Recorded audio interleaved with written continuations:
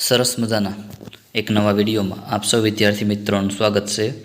આજે આપણે ધોરણ 3ની જે પર્યાવરણ વિષયની એકમ કસોટી લેવાયેલ છે એનું સંપૂર્ણ સોલ્યુશન જોવાના છીએ। તો વિડીયોના અંત સુધી તમામ વિદ્યાર્થી મિત્રો બન્યા રહેજો। ધોરણ 5ની આપણે એકમ કસોટી મૂકી દીધેલી છે, એની લિંક પણ નીચે આપેલી છે। હવે જોઈએ આપણે પ્રકરણ 1 થી 6માંથી કે પ્રશ્ન 1 છે, નીચેના પ્રશ્નોના છાછા વિકલ્પ પસંદ કરો। કે હું દિવાલ પર ઝાડू બનાવું છું, તો જો ટીક કરેલું છે કરોળિયો આવશે।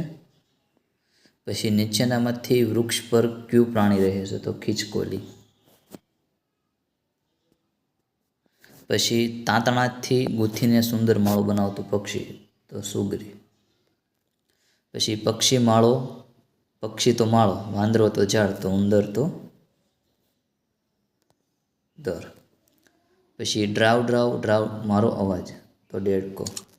મારા અવાજને ગર્જના કહે, તો છી।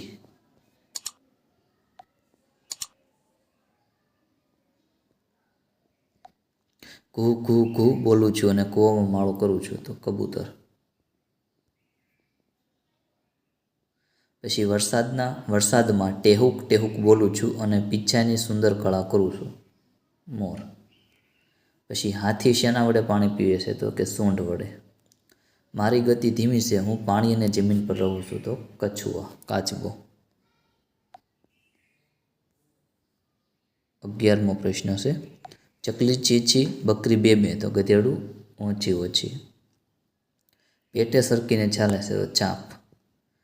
હું વરસાદ પછી જોવા મળું છું, મારે પગ નથી, હું પેટે સરકીને ચાલું છું, અળસિયું। મારે અનેક પગ છે, કાન ખજૂરો। પછી રણમાં લાંબા સમય સુધી પાણી પીધા વગર ચાલી શકતું પ્રાણી કયું છે, તો ઊંટ। નીચેનામાંથી કોણ આપણા ઘરમાં પણ રહે છે, તો વંદોરે, ગરોળી, મચ્છર આપેલા તમામ। પછી હું આખી રાત જાગું છું અને દિવસે અજવાળામાં સૂઈ જાઉં છું, તો કુવળ। બીજા પક્ષીના માળામાં પોતાના ઈંડા મૂકનાર પક્ષી કયું, તો કોયલ। પછી મૂળના ભાગમાં દર બનાવીને રહેનાર પ્રાણી કયું, મૂળ હોય એના ભાગમાં, તો સાપ। પછી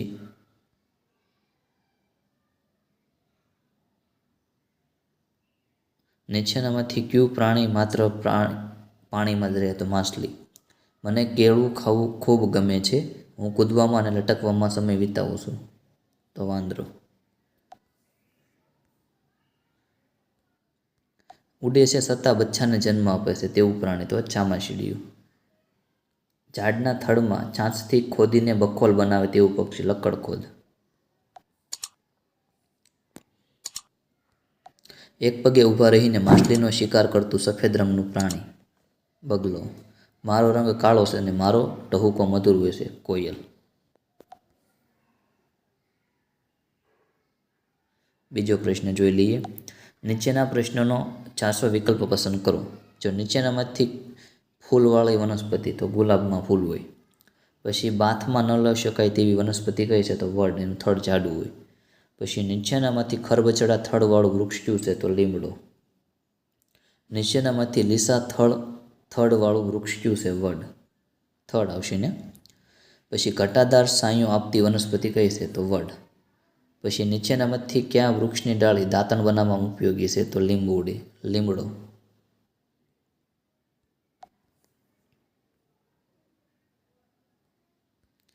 કેરીનું ફળ કયા વૃક્ષને આવે છે, તો આંબાને। કયા વૃક્ષના પાંદડા તોરણ બનાવવામાં ઉપયોગી છે, તો આછોપાલો। કયું વૃક્ષનું ફળ શ્રીફળ તરીકે ઓળખાય, તો નાળિયેર। નીચેના પૈકી કઈ વનસ્પતિ ક્ષુપ છે, તો જાસૂદ। પછી ઔષધ તરીકે ઉપયોગી વનસ્પતિ કઈ છે, તો તુલસી।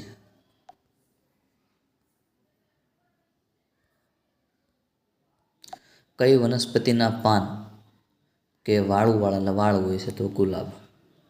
પછી નીચેનામાંથી વેલા પરની વનસ્પતિ કઈ છે, તો દ્રાક્ષ। કઈ વનસ્પતિનો ઉપયોગ શાકભાજીમાં થાય છે, સરગવો। છોડ પર થતું શાકભાજી કયું છે, તો ભીંડો। પછી કઈ વનસ્પતિના ફળોનો ઉપયોગ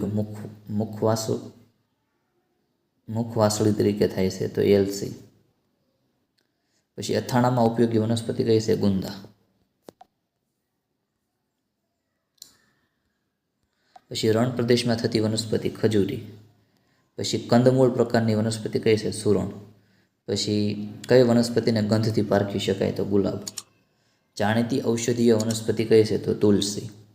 ક્યાં છોડના પર્ણને સ્પર્શ કરવાથી ત્યાંના પર્ણ બીડાઈ જાય છે? તો લજામણી. પછી કઈ વનસ્પતિનો મસાલા તરીકે ઉપયોગ કરી શકાય? લવિંગ. કઈ વનસ્પતિ કઠોળ છે? તો ચણા. કઈ વનસ્પતિના પર્ણો લાંબા હોય છે? તો કેળ. ત્રીજો પ્રશ્ન, નીચેના આપેલા વિકલ્પોમાંથી સાચો વિકલ્પ પસંદ કરીને લખવાનો છે. કઈ પ્રવૃત્તિ માટે પાણી જરૂરી છે? તો વૃક્ષ ઉગાડવા. પાણી કઈ પ્રવૃત્તિ માટે જરૂરી નથી? તો ગીત ગાવા. પછી પાણીની જરૂરિયાત સૌથી વધુ કઈ પ્રવૃત્તિમાં પડશે? તો ખેતરમાં પાણી આપવા. પછી મીઠા પાણીનો સ્ત્રોત? નદી.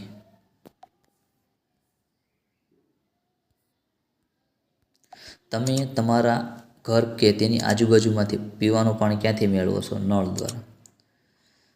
પછી તમારા ઘરમાં પાણીનો સંગ્રહ કરવા કયા વાસણનો ઉપયોગ કરો છો? તો આપેલા તમામ. પછી પાણીનો સૌથી મોટો સ્ત્રોત? દરિયો. મીઠા પાણીનો સ્ત્રોત? નદી. તો ખારા પાણીનો સ્ત્રોત? મહાસાગર.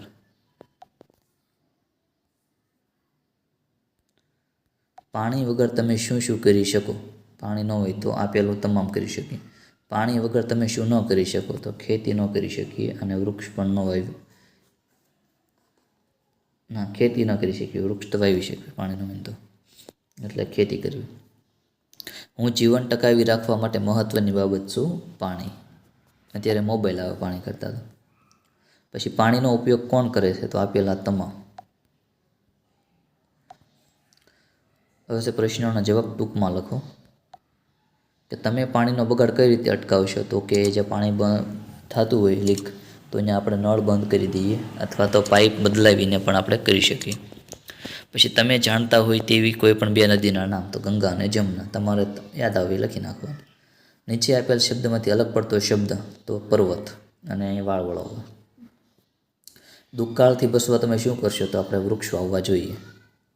પછી તમારા ઘરમાં પાણીથી થતી હોય તેવી પ્રવૃત્તિ? તો રસોઈ બનાવવી, સ્નાન કરવા, ઘરની સફાઈ, વાસણ સાફ કરવા. પ્રશ્ન 4 છે, પ્રશ્નોના ઉત્તર આપવાના છે. આપણી પ્રથમ શાળા કઈ છે? તો કે ઘર છે. તમે ઘરના કયા કયા કામમાં મદદ કરો છો? તો તમે જે કામમાં મદદ કરતા હોય એ કામ તમારે લખવાનું. જેમ લખ્યું છે ઘર કામમાં સફાઈ, કપડાને ઇસ્ત્રી કરવા, રસોઈ બનાવવા, બજારમાંથી વસ્તુ લાવવા. તમારા ઘરમાં રસોઈ કોણ બનાવે છે? તો મમ્મી ને બહેન. તમારા પપ્પા શું વ્યવસાય કરે છે? તો ખેતી. તમારે તમારું લખવાનું છે. ભાઈ, પપ્પાના પપ્પાને શું કહેવાય? તો કે દાદા કહેવાય. મમ્મીની બહેન માસી થાય, પપ્પાના ભાઈ તો કાકા. પછી કાકાની બહેન એટલે પપ્પાની બહેનની ફઈ થાય.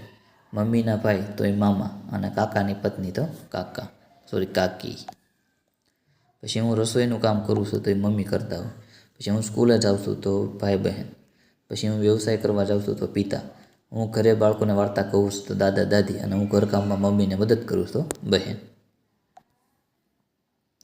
પછી અહીં તમારું લખવાનું છે બધું.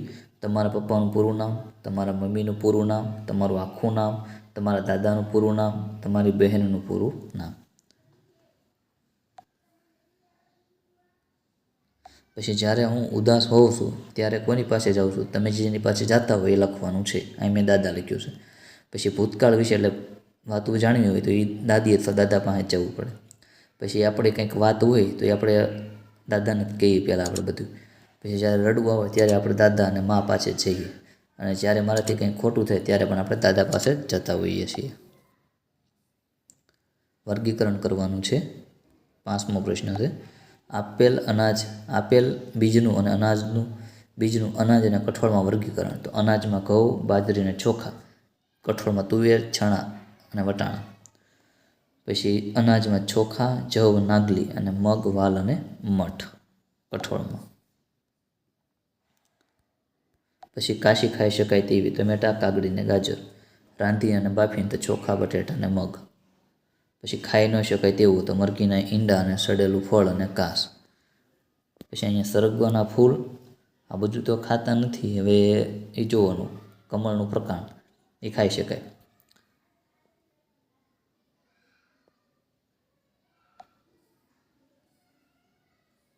હવે છે ઘઉંમાંથી બનતી વાનગી અને ચોખામાંથી બનતી વાનગી.